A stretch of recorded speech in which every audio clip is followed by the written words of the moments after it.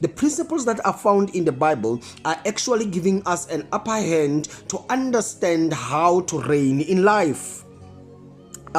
If the Bible says, be ye transformed by the renewing of your mind, the Bible is actually telling you that if you want to be transformed to be something, you have to feed your mind with the knowledge of that particular thing that you want to become.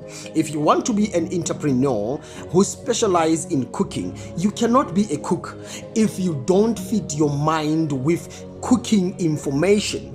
It is the cooking information that will go into your mind, that will transform your mind, and once your mind is transformed, you will show up as a cook.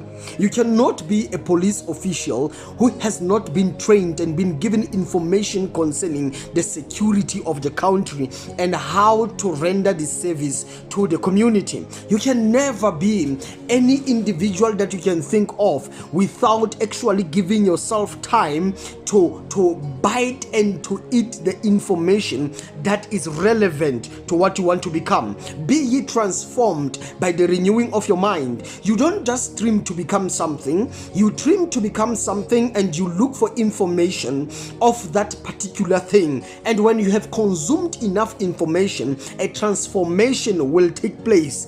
Be ye transformed by the renewing of your mind. You cannot just renew your mind by thoughts. You can't just renew your mind by trims. You have to trim that project, trim that contract, trim yourself being that manager. But the trim itself has to be made with enough information that will transform you from an individual you are to be what you are dreaming about.